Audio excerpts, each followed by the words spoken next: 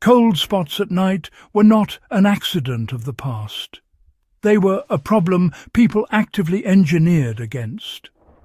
Long before central heating, electric blankets, or insulated drywall, households developed precise habits to control heat where it mattered most. These methods were not about warming entire houses. They focused on protecting the human body during the most vulnerable hours of sleep. If you study them closely, many are still useful today for anyone interested in resilience, off-grid living, or simply understanding how earlier generations managed cold with limited resources. Before we begin, if you value deep historical knowledge tied to practical survival wisdom, subscribe to Warfield Prepper Chronicles, like this video, and leave a comment with your thoughts or experiences. Now, let's get straight into the methods. Heat was concentrated around the sleeper, not the room. Older heating habits accepted a basic reality.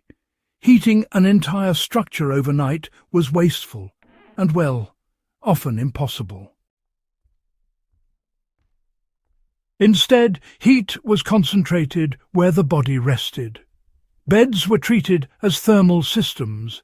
Thick mattresses were placed on raised frames to prevent heat loss to cold floors.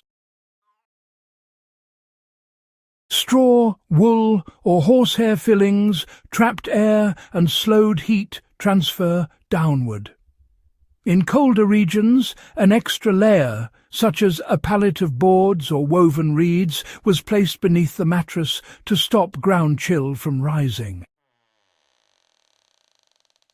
You can actually apply this today by focusing insulation beneath you, rather than just cranking up the room temperature.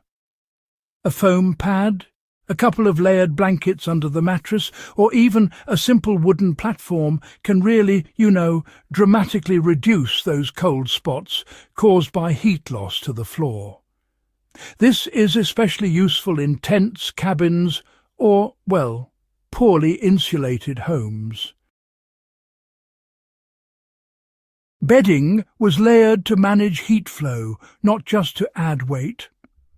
Older bedding systems, they were actually quite intentional. Sheets, blankets and coverlets were all layered in a specific order, so they could trap warm air while still letting moisture escape. Wool blankets were favoured because they actually retained heat, even when they were a bit damp. Linen sheets, on the other hand, were used closest to the skin, because they wickered moisture away, which helped prevent that chilling effect of sweat during the night. Cold spots often formed when moisture built up and caused insulation to collapse. Historical bedding actually prevented this by balancing breathability and insulation, which is kind of clever. These days, using natural fibres in layers instead of just one heavy comforter can really help eliminate those chilly pockets that tend to form around your legs and feet during those long winter nights. Canopy beds and bed curtains, well, they weren't just decorative luxuries. They were actually heat control tools. By enclosing the sleeping area, folks managed to reduce the air volume, stopping warm air from drifting away. This, in turn, created a stable microclimate around the sleeper, even in rooms that weren't heated at all. These days, folks, modern equivalents include using thick curtains around a bed positioning furniture to block drafts, or, sleeping in smaller rooms during winter. In extreme cases, a simple fabric enclosure or even a tent-style setup indoors can actually recreate this effect with surprising efficiency. One of the most effective habits was pre-warming the bed. Heated stones, metal bed warmers filled with hot coals, or ceramic bottles filled with hot water were placed between the blankets before sleep. This prevented the body from expending energy to warm cold bedding, which honestly was a major source of nighttime discomfort and cold spots. The principle remains sound. Hot water bottles, warm bricks wrapped in cloth, or reusable heat packs placed near the feet or lower back can eliminate cold zones without heating the entire room. This technique is especially valuable during power outages or fuel shortages. People did not sleep half-dressed in cold climates. Nightshirts, wool socks, caps, and sometimes layered garments were standard. The head and feet were always protected, as heat loss there quickly created cold spots throughout the body. Applying this today means, well, rethinking sleepwear during winter. Lightweight wool socks, breathable thermal layers, and even head coverings can actually prevent that uneven heat loss that leads to waking up cold at certain points in the night.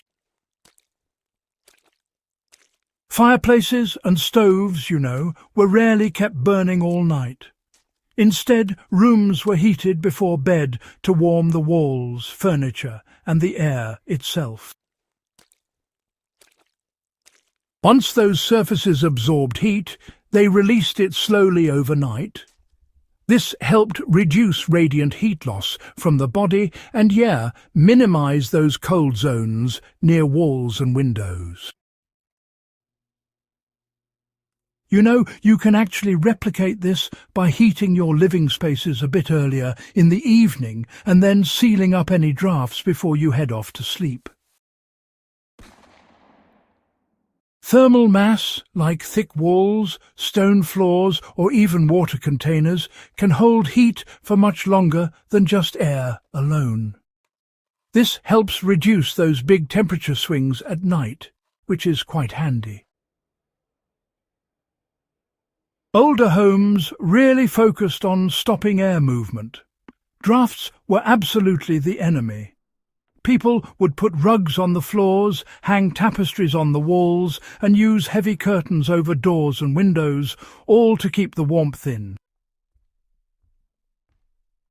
Even small air leaks created localized cold spots that honestly no amount of bedding could fix. Modern homes still suffer from this, Sealing gaps, using door snakes, thick curtains, and layered window coverings often improves nighttime warmth more than just raising the thermostat. Draft control directly addresses the root cause of cold spots rather than, just masking it.